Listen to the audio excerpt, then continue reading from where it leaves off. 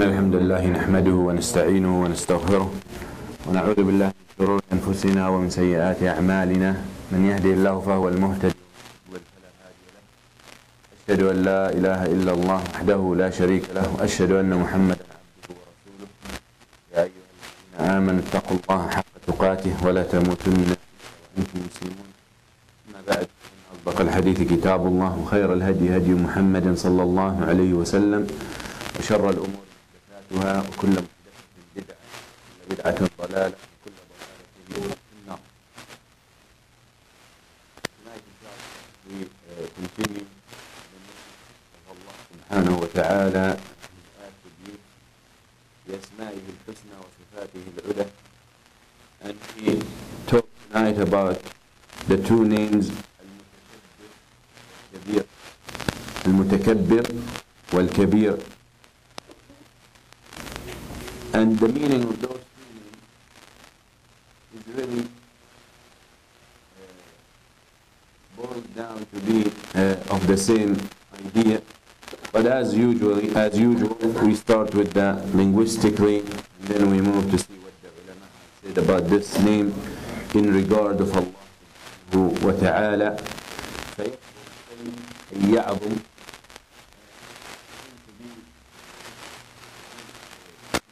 to be great. واستكبره رآه كبيرا فلما رأينه أكبر. As the women, when they saw Yusuf عليه السلام, فلما رأينه أكبرنه, يعني they were surprised of what they saw from his elegance and his greatness عليه وعلى رسولنا السلام. والتكبير التعظيم والتعظم والرفعة في الشرف والكبرياء الملك. Also كبرياء, it refers to sovereignty, kingdom, to the king. يقول الله سبحانه وتعالى وتكون لكم الكبرياء في الأرض. As the people of Bani Israel, of Fir'aun, when when Musa alayhi salam and Harun came to them, they said, you're coming so you can have the sovereignty on earth. والكبرياء أيضا العظمة والتجبر, greatness and elegance, as we will see all these things for Allah. And also kibriya can mean arrogance. Kibriya can mean arrogance. Also they talked about التاء في المتكبر. التاء, usually في تاء in the Arabic language, تاء للدعاء. تاء, that if you add it to the verb, it gives it the meaning of pretend. The person pretend to be something that he's not. For example, تعظم وما هو بعظيم. And he pretends to be great, but he's not really great.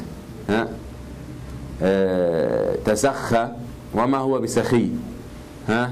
Pretend to be generous, but in reality he's not generous. سخى ويتسخى ويتعظم, تاء التعاطي والتكلف. They said in here it's تاء الانفراد والخصوصية.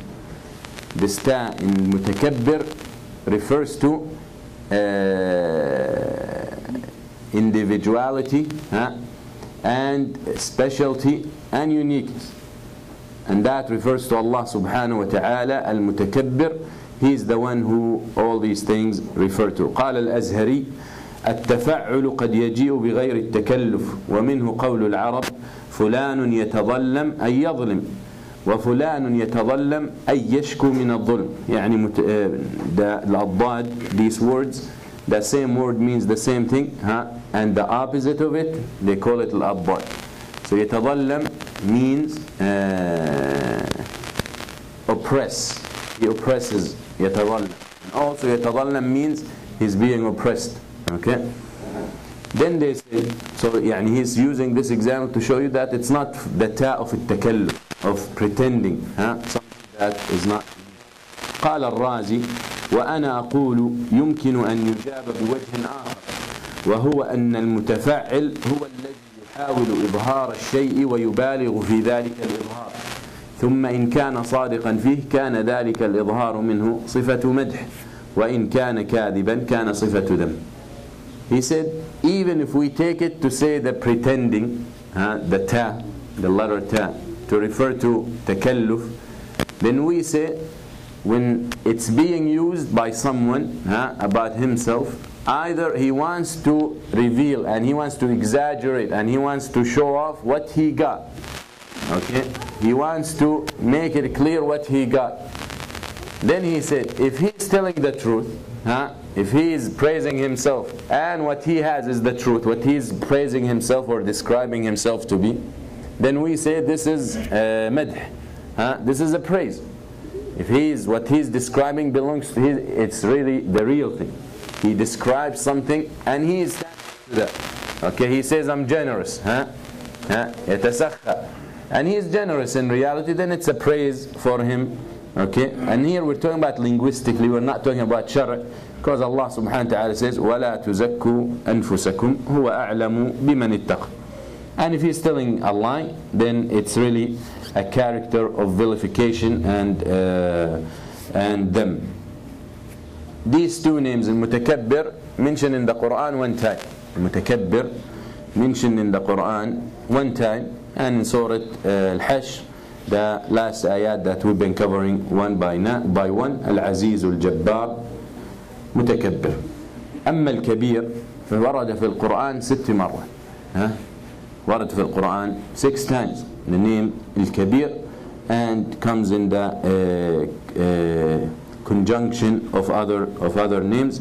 قوله تعالى عالم الغيب والشهادة الكبير المتعال. قوله تعالى وأن الله هو العلي الكبير.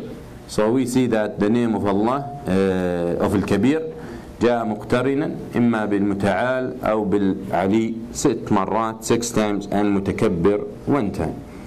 So let's see the meaning of this name in regard to Allah subhanahu wa ta'ala. So now we talked about the meaning in the language. Let's see how we can apply this name to Allah subhanahu wa ta'ala. قال قتادة المتكبر أي تكبر عن كل شيء، عن كل شر. تكبر عن كل شر. متكبر تكبر عن كل شر. وقيل هو الذي تكبر عن ظلم عباده, which is شر. ظلم العباد من الشر.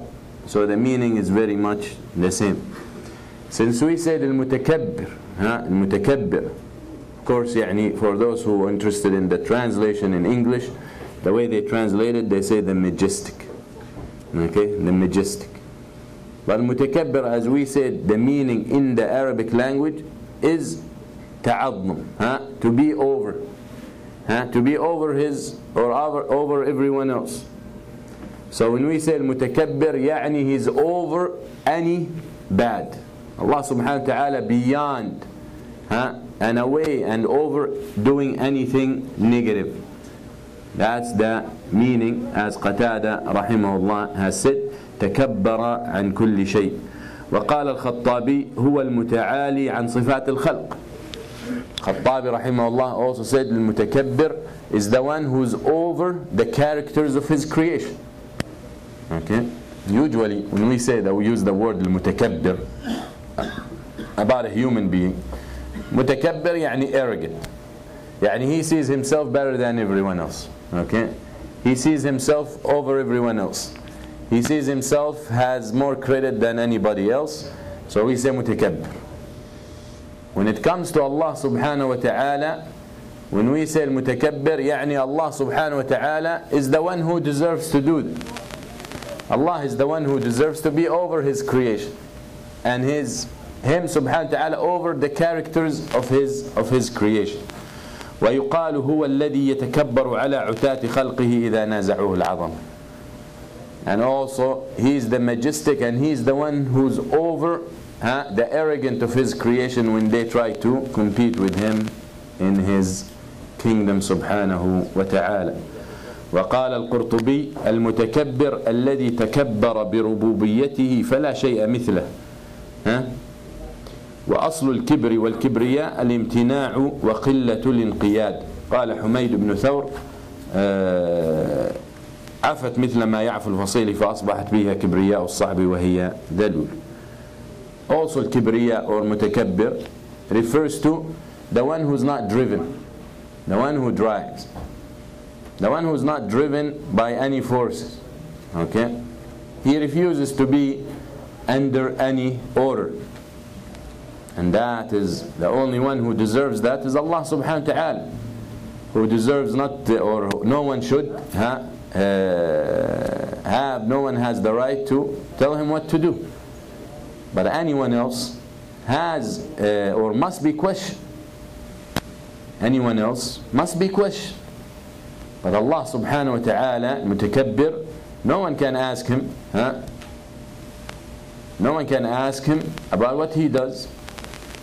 However, you find some people who live today and who has lived over the years, they don't want to be questioned. They think they're over any question. They think they're over any liability. Okay? And we see it happening, and we see it going, even these days with Zenga.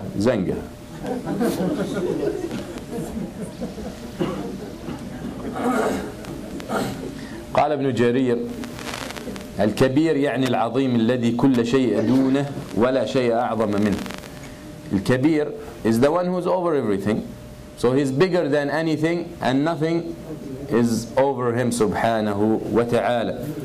وقال الخطابي هو الموصوف بالجلال وكبر الشأن فصغر دون جلاله كل كبير. الله أكبر. The one who deserves to be described as elegant. And everything that pretends or everyone claims or everyone thinks of himself to be big, when he is compared to Allah, is small. Is small. So very much the meaning when we talk about Allah, Mutakabbir or Kabir, can be boiled down to few meanings or four meanings. الذي تكبر عن كل سوء وشر وظلم. Allah al-Mutakabbir is the one who stays away from any shar, who's over any or committing any shar and any oppression, okay, and any transgression. والذي تكبر وتعالى عن صفات الخلق فلا شيء مثل. And also al-Mutakabbir is the one who is over the characters of his creation. So we do not compare Allah to his creation. Even though we say Allah hears as he describes himself, but it's not of any comparison to the hearing of a human being or the hearing of anything that Allah created. So يعني تكبر أي تعالى على مخلوقاته وصفاتهم. والذي كبر وعظم فكل شيء دون جلاله صغير وحقير. And the one who is great, so nothing compared to him stays big. Anything compared to him subhanahu wa ta'ala is almost nothing. والذي له الكبرياء في السماوات والأرض أي السلطان والعظم. له الكبرياء, the one who has the authority in the heavens and the earth. The one who has the authority in the heavens and the earth. طيب. What we learn and how this name should influence our life as Muslims and as followers of the deen of Islam. First, Allah Akbar min kulli shay. This is a fact that you always as a Muslim you have to remember. That Allah subhanahu wa ta'ala is bigger than anything. No surprise that in your salah, you always remember that. Every salah you make 5 times a day at least, of al-fara'id, 17 rak'ah, you always say Allahu Akbar. Your salah, you cannot start the salah without Allahu Akbar. And Allahu Akbar, the first one, takbirat al-ihram, rukun fi salah. Rukun يعني salah cannot be valid without it.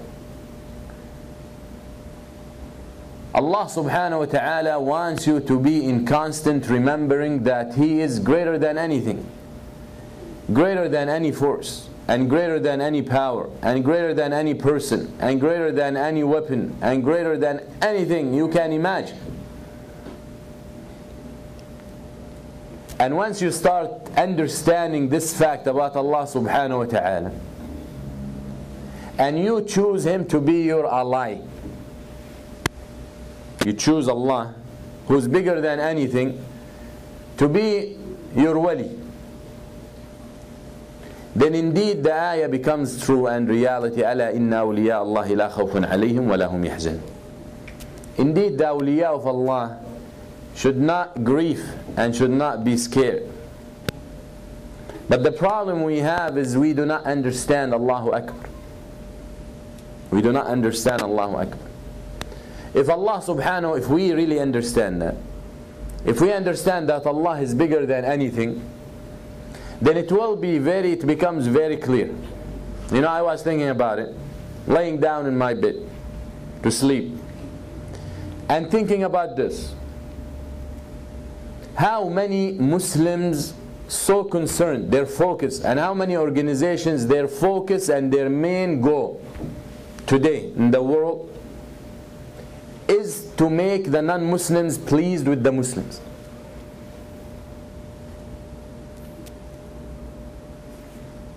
Always try to make Islam in a way to fit the mentality of the non-Muslims.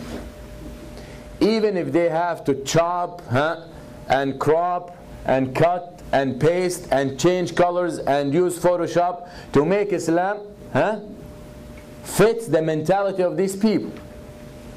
They don't take Islam the way Islam intrinsically and inherently good. But they lost that meaning because they do not understand. Yet they still have to do all these modifications and all this molding to make Islam fit the mentality of these people so they can be back and pleased with them. Fine. So I was thinking, any of those who does that, if you would ask, like to be those people you're trying to please, do you like to be equal to them? Because they try to, we need to coexist. We need to live together like we're brothers and sisters. If we ask anyone, do you like to be like them, equal, or you would like to be better than them?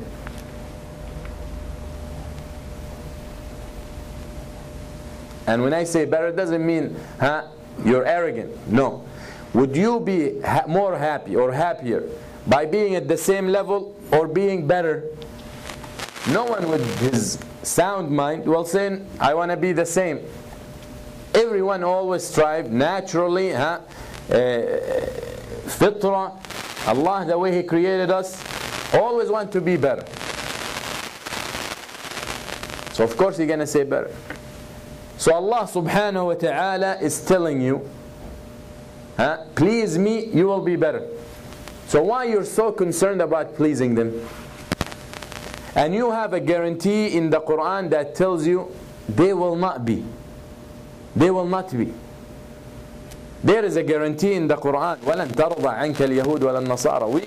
It's time for us not to, when we see this page, skip الربع, skip الحزب, skip the chapter. لا. Why you're so concerned? I see you a man of no ambition. No ambition. That you're so concerned about being the same, yet Allah subhanahu wa ta'ala is telling you how to be better. Yet you choose to be the same. And I believe the main reason that too many Muslims so concerned about pleasing the non-Muslims because of their inferiority complex. Because they feel inferior. Because they have not adopted Islam the right way to elevate them over everyone.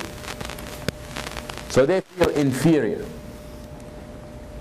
I received an email from a brother dear to me yesterday about one of the pronoun names in America in the Islamic da'wah,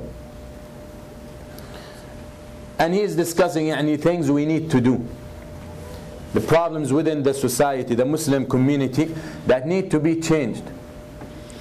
Two things I noticed from the article, and it's part 3, I never read 1 or 2, which I agree with a lot of points, but don't agree with the purpose, the goal. يعني one of the things were mentioned, or that the focus of that thing, that we need to be put the Muslims who don't have accent to address the media. For me, I really believe that is so superficial. But anyway, I understand where he comes from, since he's American. And I get annoyed personally when I hear someone with so heavy accent that people will not, most probably Americans will not understand what he's saying, coming on TV or on interviews to talk about Islam. But that is not what annoyed me from the article. What really annoyed me from the article is, first, the main purpose as I've seen it in the article, that we need to fix these things in the Muslim community so we can look better for the non-Muslims.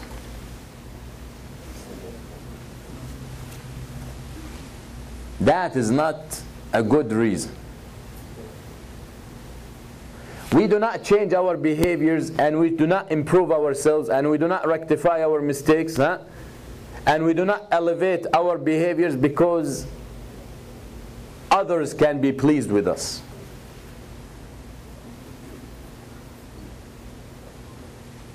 وَمَا أُمِرُوا إِلَّا لِيَعْبُدُوا اللَّهَ مُخْلِصِينَ لَهُ الدِّينَ حُنَفَاءَ. They were only ordered to worship Allah with sincerity. Went to the extreme to say that it's time to stop marginalizing the Muslim women who don't wear hijab, which I believe, yes, we should extend the hands to them. And of course he mentioned, he has to put it there, that and most Muslim women in America are without hijab, and I really disagree with that. But anyway, I don't know when this was an excuse. وَمَا أَكْثَرَ النَّاسِ وَلَوْ حَرَصْتَ بِمُؤْمِنِينَ. Since when it was an excuse that if most people do something, that means it's right? So he's saying that there are many educated Muslim women who don't wear hijab. They need to be in the front to represent Islam. Okay? Then he said, he made a very shocking comment. You know what he said? He said, we as Muslims, after the hijab issue, we as Muslims have to respect diversity. So now putting the hijab on and not putting the hijab on is a diversity. Since when? Since when obeying Allah and disobeying Allah is a diversity? Don't we agree that the hijab is obligatory and mandatory, and the one who doesn't do it is sinful? How is it diversity? Like tomorrow when we have a Muslim who comes and say, Wallahi ana homosexual. Diversity? Diversity? You know? How is it sinning and disobeying Allah is diversity? How can these words come from someone who's supposed to be looked up to and very influential in America? Diversity? Who are you trying to please here? You know? So it's very important to be aware. That's why we study the names of Allah. Allah al-Kabir, Allah akbar min ayyi shay. And if I please Allah, I don't need to be worried about anyone else. All the effort for years and years how to please them. You hear a big, the head of a big Muslim organization in America, comes out in Larry King a few months ago. He said when the parents of those kids approached us and we suspected that they went to Pakistan for bad things, right away we contacted the FBI.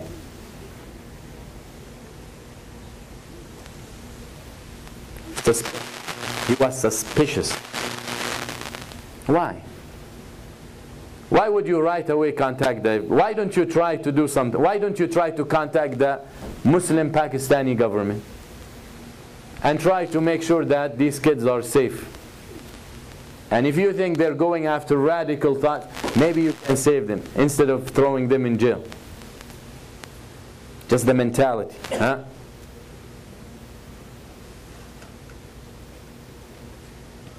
Allah subhanahu wa ta'ala says, يا أيها الذين آمنوا لا تتخذوا اليهود والنصارى أولياء بعضهم أولياء بعض ومن يتولهم منكم فإنه منهم إن الله لا يهدي القوم الظالمين. Huh? Why? Why you rush to please them and every single thing they do is against us? Against us.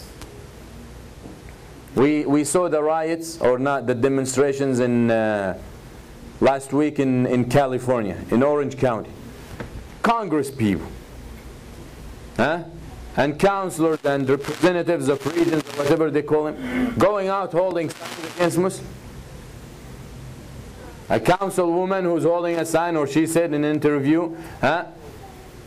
I can bring some Marines who can take care of those Muslims who want to meet in paradise. They can take care of them, they can kill them. More than what they've been killing. Every single day, it's unstoppable mission to make this religion look bad. Yet, we are so concerned how to please them. They will never be pleased, wallah. Allah makes it clear in the Quran. He did not say that for no reason. He wasn't talking about the Jews and the Christians as you will hear some of then, not today. This Quran for every time, in any time. Correct and improve yourself as a Muslim, then Allah subhanahu wa ta'ala will make them respect you. What is it? What benefit you bring to Islam when you go to a non-Muslim and lie to him about Islam to make it look nice, and then he finds otherwise? Because of your limited thinking, you thought this thing will displease him if he would know about Islam. Because you're limited and you're ignorant and you don't know what you're talking about. And if you were truly understanding the hikmah and the reason Allah revealed such thing and His Prophet ordered such thing, you will not be ashamed of. Yet because of your limited thinking, you think it's bad. When the Western man looks at it, then I have to modify it. I have to change it.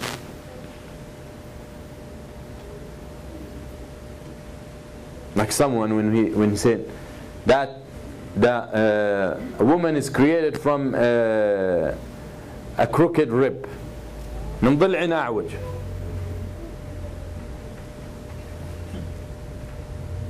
So you want to make it look good. خلقت من ضلع أعوج and هي خلقت من آدم. إذا مين الضلع الأعوج؟ آدم. For example, change the text and the understanding to suit the... We heard about polygamy and what they said.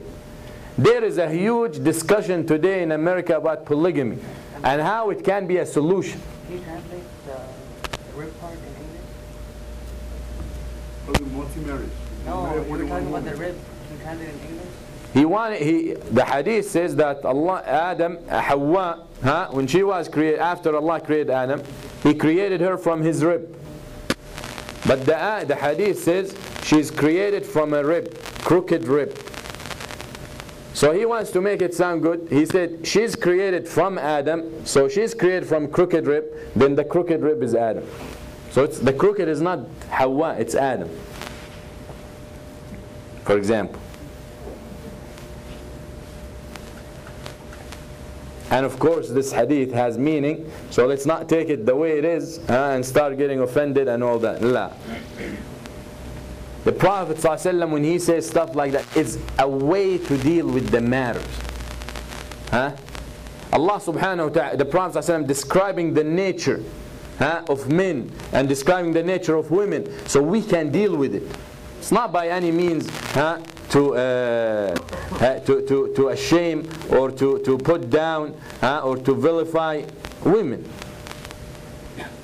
How many women in Islam and how many women today? Million times better than men. ولو كنا النساء كما ذكرنا لفضلت النساء على الرجال وما التأنيث لاسم الشمس فخر وما التذكير فخر وما التأنيث لاسم الشمس عيب وما التذكير فخر للهلال. How many men today comparable to Aisha or to Khadija, to Fatima, to Zainab? But the Islam and the religion of Islam is a guidance how to live your life. There is no hypocrisy in Islam. There is no I can make you hear what you like to hear, and then you don't know what to do. So when you know that Allah subhanahu wa ta'ala, Allahu Akbar min kulli shay, and you say that every day in your salah many times, Allah is bigger than everything, then you should be confident and you should be content and you should be sure that if you are on the side of Allah subhanahu wa ta'ala, you will always be on top. And once you choose to go with other than, you choose a party other than the party of Allah, ألا إن حزب الله هم الغالبون, you lose. So when you make your main effort in life to please Allah, then Allah will take care of the rest. خلاص. And إرضاء الناس غاية لا تدرك. Pleasing people is something you'll never achieve. Pleasing everyone, something you'll never achieve. So why don't you please the one who's in his hands the hearts of the people? من أرضى الناس بسخط الله سخط الله عليه وأسخط عليه الناس. ومن أرضى الله بسخط الناس رضي الله عنه وأرضى عنه الناس. إن قلوب العباد بين أصبعين من أصابع الله يقلبها حيث يشاء. The hearts of people are between two fingers of Allah. He flips them the way He wants. And the Prophet said, who pleases people and displease Allah, on the account of displeasing Allah, Allah will make them displeased with Him. And how many people did that? Those people that killing their own people, what is their mission in life to please the non-Muslims? What did those people they've been pleasing? What they've done to them? What they've done? They were the first to sell them out. The first. They would not even allow them to land in their land. So make Allah subhanahu wa ta'ala your him, and understand very well that Allah subhanahu wa ta'ala al-Mutakabbir, al-Kabir is bigger than anything. يقول الله سبحانه وتعالى ولا يحيطون به علما ولا يحيطون به علما. They don't know what Allah can do. They don't know.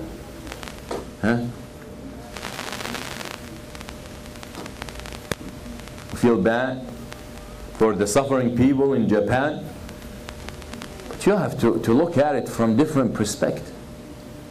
Same thing happened in a Muslim country in Indonesia a few years ago with the tsunami. And worse. And it happened in Haiti a few months ago or last year. وَمَا يَعْلَمُ جُنُودَ رَبِّكَ إِلَّا هُوَ.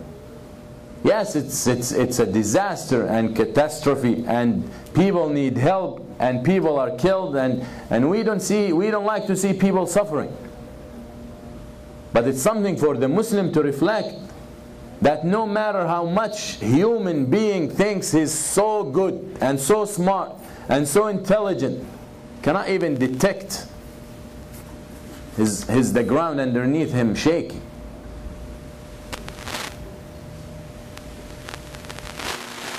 فهل من مدكر? Don't they reflect? Don't they understand? whenever a human being thinks he reaches the level where he doesn't need Allah, Allah reminds him. Allah reminds him.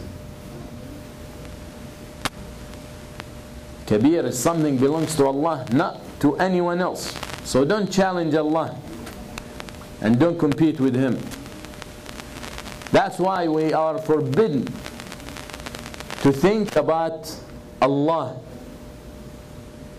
But we were ordered to think about the creation and the bounties and the blessings of Allah. لا تتفكروا في ذات الله بل تفكروا في آلاء الله. يعني نعم. Thinking about Allah, you will lose it. You will not reach it. Look at the falasifa and Ahl al-Kalam and philosophers and all that. When they wanted to talk about Allah, تخبط. They don't know what they do. Too many contradictions. So the language you can't even understand. They don't know what they're saying. This guy will call it this and that guy will call it that and this. Cannot reach that level. Allah is bigger than anything. Bigger for you, bigger than you, to be able to limit Him and put Him in your head. But if you were to reflect on what He has blessed you with and what He has created around you, that will suffice you to reach Him subhanahu wa ta'ala. So follow the way of the Messenger sallallahu alayhi wa sallam. Takabbur, something only belongs to Allah. Character of Allah, takabbur, to be great. You as a human being, your character, your nature is to show khudu' and dul and ubudiyah for Allah. That's how the balanced equation is. He subhanahu wa ta'ala bigger than you and you are smaller than Him. He subhanahu wa ta'ala the majestic and you are the slave. He is the master and you're the servant. Then you get it balanced. But once you start thinking that I'm great too, I'm master too, that's when you suffer ولو بعد حين. إن الله ليملي للظالم حتى إذا أخذه لم يفلت. Allah subhanahu wa ta'ala give for the oppressor, for the arrogant. You want to be arrogant? Go for it. You want to oppress? Go for it. وما الله بغافل ما يعمل الظالمون. Do. But when times come, I'll take it. I'll handle you. Then we will see who's big and who's not. Then we will see who's the master and who's not. I wish if people will understand this, Muslims and non-Muslims, then the world will be a better place. If you always remember someone bigger than you, we will be much better off.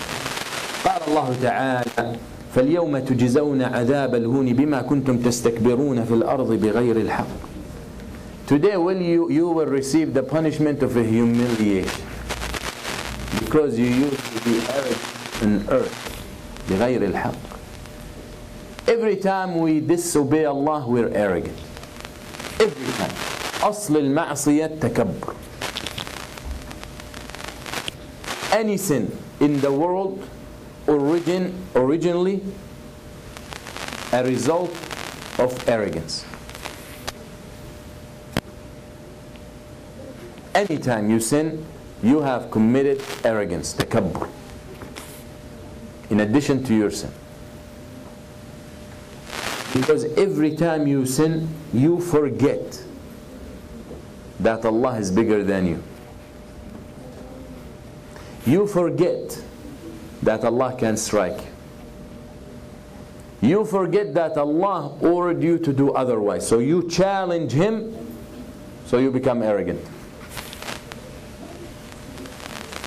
Think about it. If your master say, do this, and you don't do that, how your master gonna take that? Your kid, forget about master and slave and all that. Your kid, your child, you tell him, go fix your room. He says no. You say, you challenge me? Right?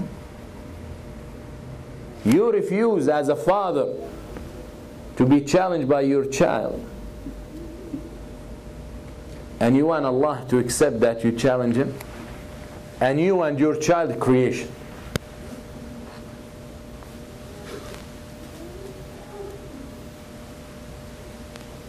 So Allah subhanahu wa ta'ala promises those who are arrogant because they reject the message, عذاب الهون. والجزاء من جنس العمل. عذاب الهون. أنت متكبر عذاب الهون. The punishment of humiliation. We will punish you. أليس في جهنم مثوى للمتكبرين? Isn't Jahannam, there's a place for the arrogant?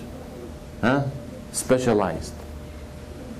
وقال الله تعالى إنهم كانوا إذا قيل لهم لا إله إلا الله يستكبرون. They were told to say لا إله إلا الله. They refuse. So Allah described them يستكبرون. Be arrogant. They become arrogant. So when you reject the order of Allah, you're arrogant. Allah, this guy is so humble. He's arrogant. He disobeys Allah. Someone whose business in haram, arrogant. Maybe he's humble with you, but he's arrogant with Allah. So you think him being humble with you will serve or will help? Don't be limited. We see the problem is, we see the haram being committed and we don't feel anything because we don't have jealousy for Allah. You see, when the Prophet ﷺ was in Al-Jannah and he saw a palace, and he saw a woman in front of the palace. So the Prophet ﷺ liked this place. So he said, who's this? He thought for him, he said, this is the palace in Al-Jannah. Umar bin Khattab. He ﷺ telling Umar. So the Prophet ﷺ telling him, so I turned away because I know how much jealous you are. Because that woman belongs to Umar in Jannah. So the Prophet looked away because he knows how jealous Umar is. فبكى عمر وقال أعليك أغار يا رسول الله. I'm going to be jealous from you, Ya Rasulullah. And the Prophet of Allah is more jealous than Umar, and Allah is more jealous than the Prophet. You know what that means? That means you have to be jealous for the deen of Allah. When you see something haram, if you don't feel in your heart something, you don't have that jealousy. You know who's being disobeyed? Allah. Allah. Yet you ignore all that because the guy is nice to you. I don't say kill him. I don't say beat him up. I don't say desert him. I don't say don't talk to him. But yet you don't take the opportunity to remind him of Allah. Buddy. Your buddy that you hang out with every single night, and you know he deals with the haram, but you're happy because he's nice to you. He's arrogant with Allah. If you were really so concerned about Allah, wallahi, if this person would hurt your father, you will turn against him. But it doesn't Allah say, doesn't the Prophet said, you will not believe until Allah and His Messenger more beloved to you than you and your family and your wealth. So why is it we feel so upset for our families but we don't feel upset for Allah? Because Allah's status in our heart is small. وَمَا هُنَّ عَلَى اللَّهِ إِلَّا لَمَّا هَانَ عَلَيْهِ.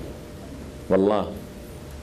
You know, we look at us and at the Muslims, why we are like this? Why our conditions like that? And we are the Muslims, we are the believers. We became at this level when Allah became small in our hearts. So when He became small in our hearts, He made us small in earth. He humiliated us to أذل خلق الله. He humiliated us to the most humiliated people in His book. And then we say, why? Ya akhi, this deen you have to live. You have to live. It's not a masjid. It's not pretending. It's not takalluf. It's not I do my homework and done, I do my salah, I fast my day and it's done. If this deen is not on your head 24/7, preventing you from sleeping, you're not doing it the way you should.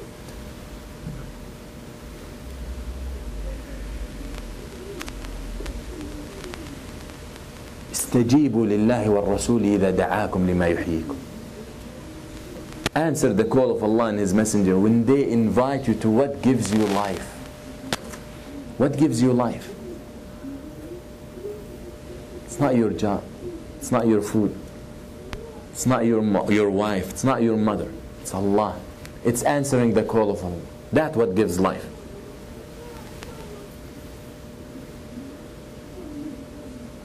Live it, live it, live it every second of your life. Wallahi, it will be different. We always say, what's about al-Iman and the taste of al-Iman and the sweetness of al-Iman? Live it. You can't get it without living it. Some of us might be reading the Quran and they're sitting in front of the TV. He's reading Quran and watching TV. And he thinks he's doing great. Making dhikr and he's listening to music. And think it's good. Doesn't work. وكما قيل هذا العلم لا يعطيك بعضه حتى تعطيه كلك. This deen and this knowledge will not give you some of it unless you give it all of you. All of it. All of you. All your attention, all your heart, all this. Then it will give you some of it. But for you to do very little and say, I'm better than this and that, and I've done this and that, doesn't work.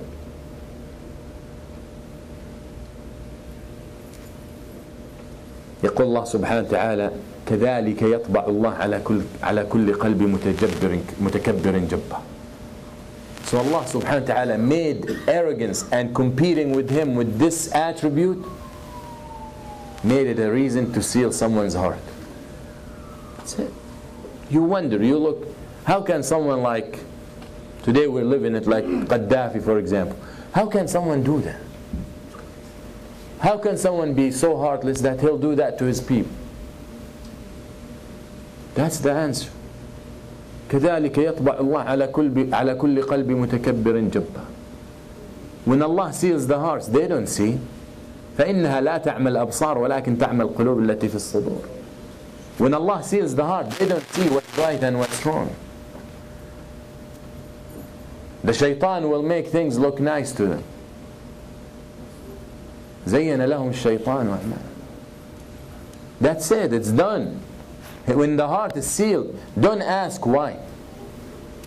Just say, ask Allah His satr and the protection. Don't say why He would do something like that. He's done.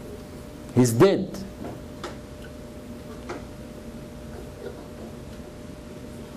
So as I said, the sin is the original of everything. قال الله تعالى إلا إبليس أبى واستكبر وكان من الكافرين. Iblis refused to worship and to bow because of his arrogance. Nothing else. And sometimes you hear some Muslims, the way they think is like, what's wrong with you? Some of the extremists went, they said the muwahhid and the biggest one who established Tawheed on earth is Iblis. Really? How did you figure? They said because Iblis the only one who refused to bow to Adam. Because he refused to bow to anyone other than Allah. Ya salam. Yeah. قالها الحلاج وابن عربي هو أب الموحدين هو إبليس. والله يقول أبى واستكبر. أسجد لما خلقت من طين. You want me to bow for something, prostrate for something you created from mud, dirt? and you tell me he's doing it because of Allah, I don't know who should I believe.